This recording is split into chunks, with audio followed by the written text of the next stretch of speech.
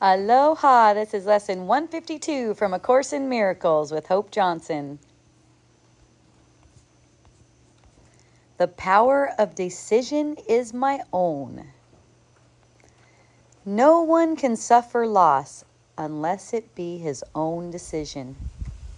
No one suffers pain except his choice elects this state for him. No one can grieve nor fear nor think him sick unless these are the outcomes that he wants. And no one dies without his own consent. Nothing occurs but represents your wish, and nothing is omitted that you choose. Here is your world, complete in all details. Here is its whole reality for you, and it is only here salvation is. You may believe that this position is extreme and too inclusive to be true. Yet can truth have exceptions? If you have the gift of everything, can loss be real? Can pain be part of peace or grief of joy? Can fear and sickness enter in a mind where love and perfect holiness abide? Truth must be all-inclusive, if it be the truth at all. Accept no opposites and no exceptions, for to do so is to contradict the truth entirely. Salvation is the recognition that the truth is true and nothing else is false. This you have heard before, but may not yet accept both parts of it. Without the truth, without the first, the truth is true, the second has no meaning, that nothing else is true. But without the second, that nothing else is true, the first, that the truth is true, is no longer true. Truth cannot have an opposite. This cannot be too often said and thought about. For if what is not true is true, as well as what is true, then part of truth is false, and truth has lost its meaning. Nothing but the truth is true, and what is false is false. This is the simplest of distinctions, yet the most obscure, but not because it is a difficult distinction to perceive.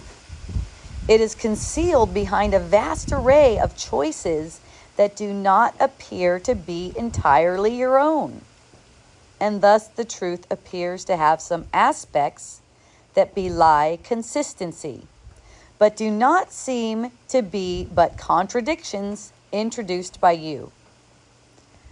As God created you, you must be unchangeable, with transitory states by definition false. And that includes all shifts in feelings, alterations in conditions of the body and the mind, in all awareness and in all response. This is the all-inclusiveness which sets the truth apart from falsehood, and the false kept separate from the truth as what it is.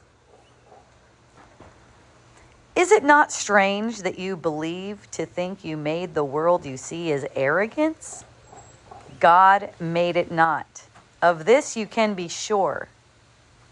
What can he know of the ephemeral, the sinful, and the guilty, the afraid, the suffering and lonely, and the mind that lives within a body that must die? You but accuse him of insanity to think he made a world where such things seem to have reality. He is not mad, yet only madness makes a world like this. To think that God made chaos, contradicts his will, invented opposites to truth, and suffers death to triumph over life, all this is arrogance. Humility would see at once these things are not of him.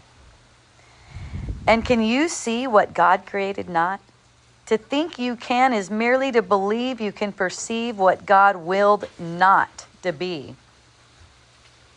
And what could be more arrogant than this? Let us today be truly humble and accept what we have made as what it is. The power of decision is our own. Decide but to accept your rightful place as co-creator of the universe, and all you think you made will disappear. What rises to awareness then will be all that there ever was, eternally as it is now, and it will take the place of self-deceptions made but to usurp the altar to the Father and the Son. Today we practice true humility, abandoning the false pretense by which the ego seeks to prove it arrogant. Only the ego can be arrogant, but truth is humble in acknowledging its mightiness, its changelessness, and its eternal wholeness, all encompassing God's perfect gift to His beloved Son. We lay aside the arrogance which says that we are sinners, guilty and afraid, ashamed of what we are, and lift our hearts in true humility instead to Him who has created us immaculate, like to Himself, in power and in love. The power of decision is our own, and we accept of Him that which we are, and humbly recognize the Son of God. To recognize God's Son implies as well that all self-concepts have been laid aside and recognized as false. Their arrogance has been perceived, and in humility the radiance of God's Son, His gentleness, His perfect sinlessness, His Father's love, His right to heaven, and release from hell are joyously accepted as our own. Now do we join in glad acknowledgement that lies are false, and only truth is true. We think of truth alone as we arise and spend 5 minutes practicing its ways, encouraging our frightened minds with this. The power of decision is my own. This day I will accept myself as what my Father's will created me to be.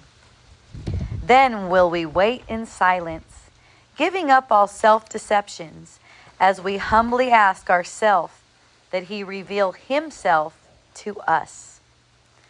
And He who never left will come again to our awareness, grateful to restore His home to God as it was meant to be. In patience, wait for Him throughout the day, and hourly invite Him with the words with which the day began, concluding it with this same invitation to yourself. God's voice will answer, for He speaks for you and for your Father.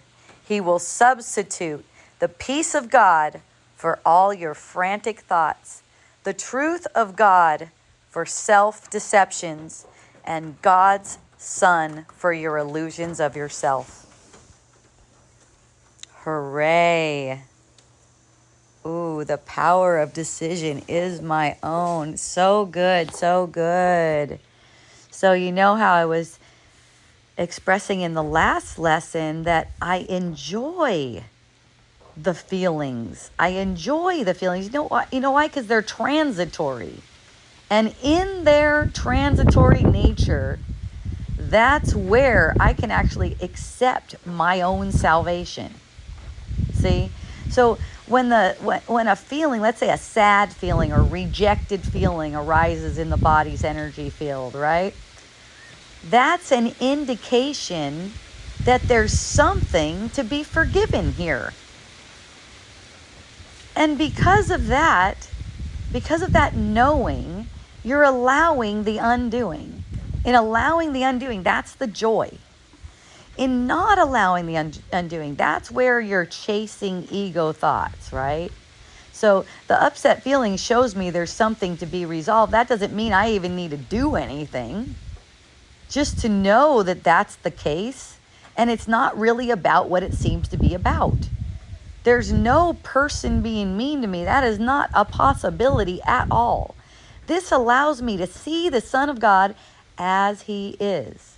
Okay? So it allows me to actually see the other version of myself as myself and not as something that's out there. And in that I could feel the love of God, which is also in perception a transitory state. Even the feeling the love of God, okay? But it's feeling what's true because it's based on the thoughts that are true. Okay? A feeling, even a transitory feeling that's based on thoughts that are true, is representing what's true about you.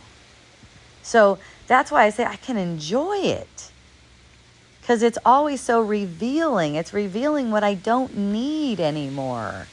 And it's not in a mean way toward another person like that. It's not even about a person at all. Not even about that version of myself, so to speak. It's not about that. It's about receiving the love of God right now. And the sad feeling, rejected feeling, whatever feeling, it doesn't really matter what the circumstances are. The circumstances are not important at all. It's revealing what you think in secret that's hurting you.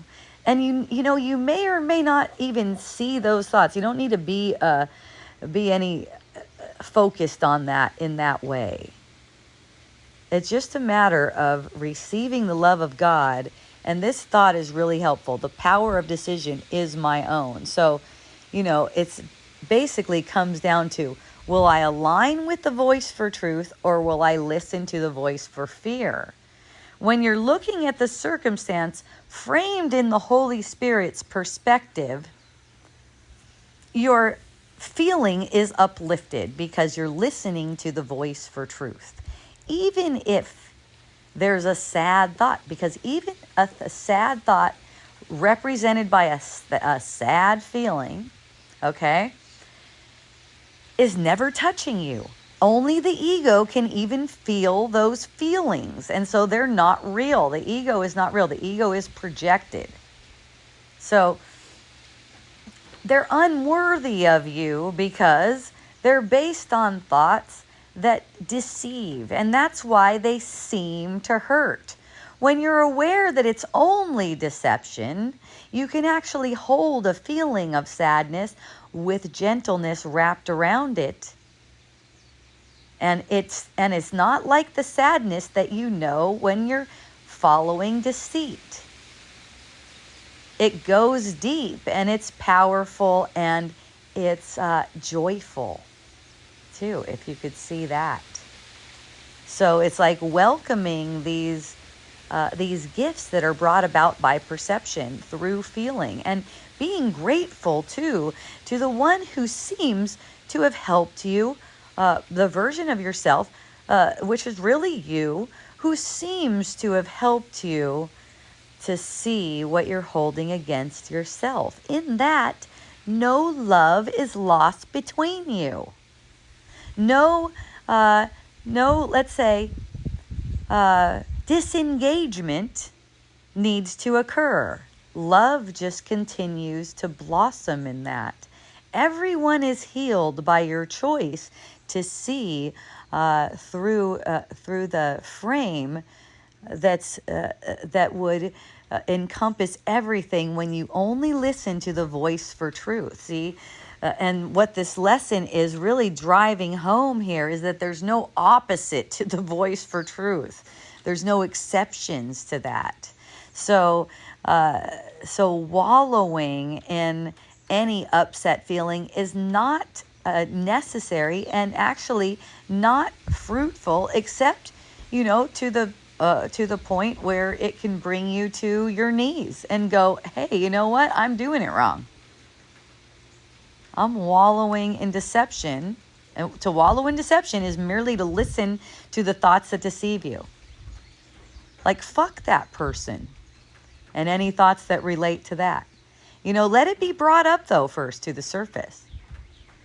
So you can see what's behind it. What do I seem to want that I'm not getting, that I'm projecting onto this person? And the truth about that is you do not want it. You do not want what you think you want. So the power of decision to see, to hear only the voice of truth is really to see, okay? You listen only to that voice. You're really only listening. You're not thinking and dreaming. You're listening. So I'll listen to the voice for truth, and I won't listen to that other voice. I only want to extend gratitude for this. It's healing for me. To the extent that I won't extend gratitude, I can't use it. The Holy Spirit can't use it on my behalf. See? All it does is serve to make this sense of division and separation. We don't need any more of that, my friends. So accept no opposites. Let's go back to this part, though.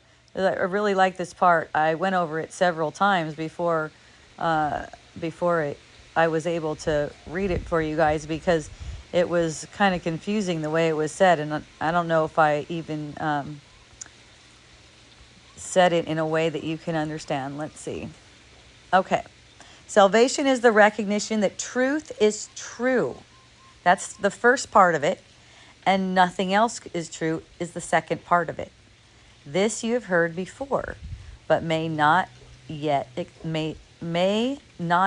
accept both parts of it. You may not be accepting both parts of it.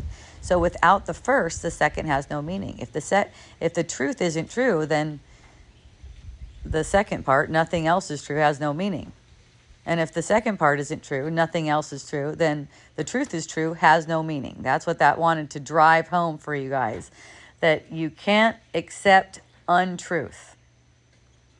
You can't accept, for instance, that person did something to me. Or I did something to someone else. See, it's the same thing. You can't accept that as true. You can't accept that the world, you know what the world is doing, like on its own, like let's say in politics and stuff like that. And then still have the truth be true. See, and nothing else is true. This has to be strictly seen. And that's why it says, this is something to think on often, that the truth is true and nothing else is true. So you don't miscreate. Miscreating is where you listen to thoughts that say something else is true. All right, that's a miscreating. So what it says here, and I fully feel this, is that this cannot be too often said and thought about. So the power of decision is my own. I decide whether anything else is true but the truth. All right? This is to be thought on 5 minutes in the morning and 5 minutes in the evening. To acknowledge the power of decision is my own. This day I will accept myself as what my Father's will created me to be. Have a beautiful practice. I love you.